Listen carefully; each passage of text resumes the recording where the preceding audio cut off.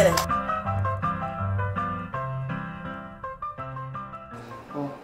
למה מגיע לנו להשתתף בסרט חתונה? לא ממש מגיע, פשוט... תכלס אמרו שצריך אנשים מה זאת אומרת? הסוכנת שלנו הבטיחה לנו שזה שלנו בטוח. תרומה לקהילה.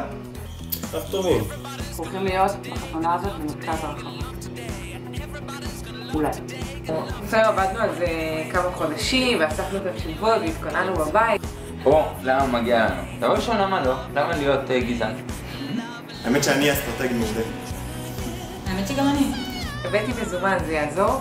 אנחנו חייבת לי, כי גם שברתי בגלל את היד, וגם היא זרקה לה אבנים בכיתה ו'. כולם משתתפים, לא? אין לי בעיה לשלם. חוצפנית? למה מגיע לך להשתתף בסרט? בלעדיי הוא לא היה חוצה כבישים, גברת. הם אמרו שזאת חתונה אורבנית. אני בא לחתונה בשביל להבין מה זה חתונה אורבנית. כאילו, כי בא לי להיות בפנים. ואני כזה... לא בא לך?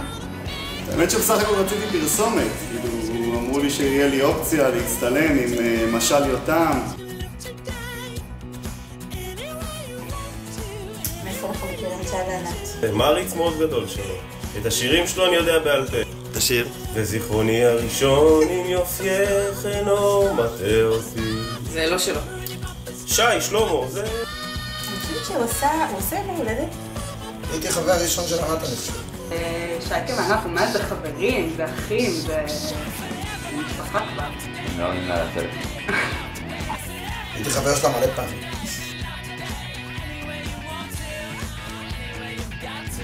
למה צריך סרט חתונה? לא, זה ממש חשוב. למה? למה?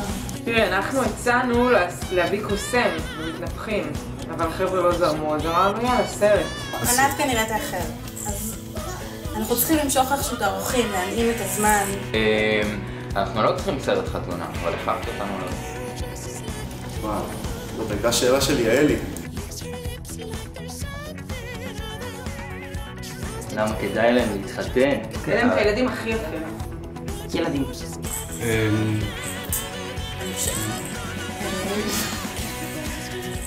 כמו שסבתא שלי אומרת, זה לא משנה בן או בת, העיקר ברית. תשמעו, ילדים זה ברכה. שמחה. זה האושר של חיינו. אושר של חיים. בוא נהיה כנים. לא כדאי להם להתחתן. אם מורה או מוזיקאי, לא יהיה שם כסף.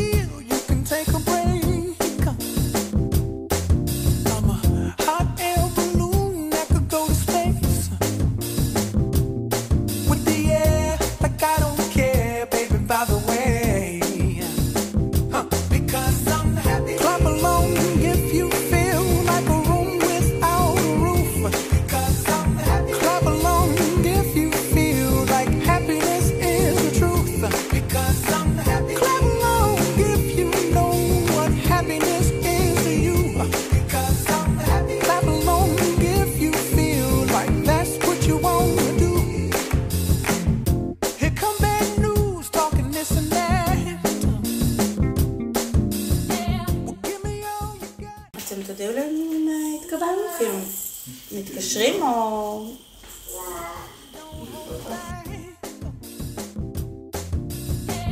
I should probably warn you, I'll be just fine.